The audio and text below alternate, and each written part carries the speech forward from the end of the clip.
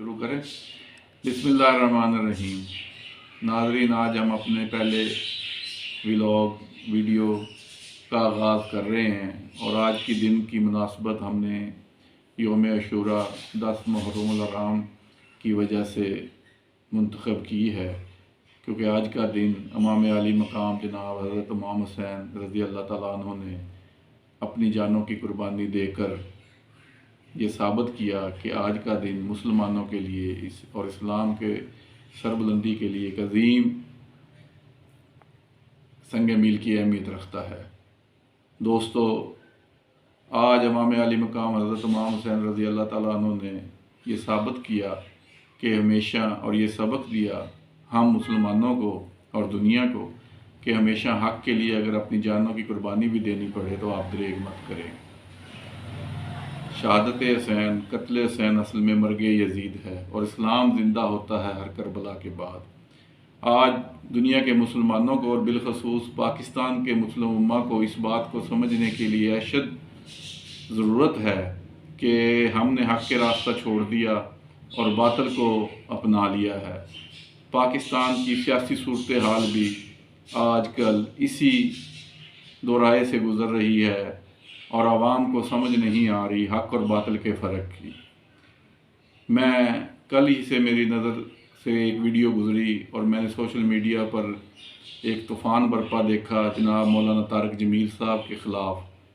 कुछ party worker और सियासी नौजवान मौलाना साहब की शख्सियत को बलाए ताक रखते हुए उनकी खिदमात को मद्देनज़र ना रखा उन्होंने और उन पर बेजा तनकीद शुरू कर दी। हालांकि मौलाना साहब ने इतना कहा था और हक़ की एक बात की थी कि जो शख्स अपने ज़मीर बेचते हैं और हुकूमतों के तख्ते उलटते हैं वो अल्लाह के घर जाकर क्या मुँह दिखाएंगे।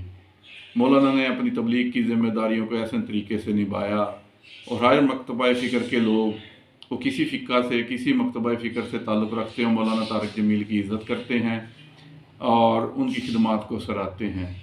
हालांकि मौलाना ने किसी सियासी पार्टी या किसी शख्सियत का नाम ना लिया था। एक इज्तिमाई तौर पे तबलीग की सूरत में एक बात की थी और मैंने उनके चेहरा और उनकी गुफ्तगू को बगौर देखा। आप भी देखना कि वो रंजीदा थे कि हमारा मुल्क और हमारे सियासतदान किस तरफ जा रहे हैं और किस किरदार के हामिल हैं। अगर वो अपनी गुफ्तगू से किसी को नेकी का और अच्छाई का दर्स देना चाहते हैं तो इस पर बेजा तनकीद नहीं बनती।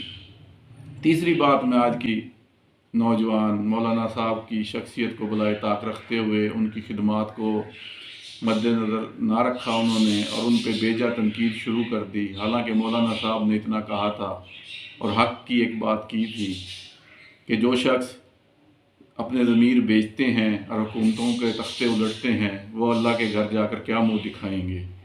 मौलाना ने अपनी तबलीग की ज़िम्मेदारियों को ऐसे तरीके से निभाया और हर मकतबा फ़िक्र के लोग वो किसी फ़िक्का से, किसी मकतबा फ़िक्र से ताल्लुक़ रखते हैं, मौलाना तारिक जमील की इज़्ज़त करते हैं और उनकी खिदमात को सराहते हैं।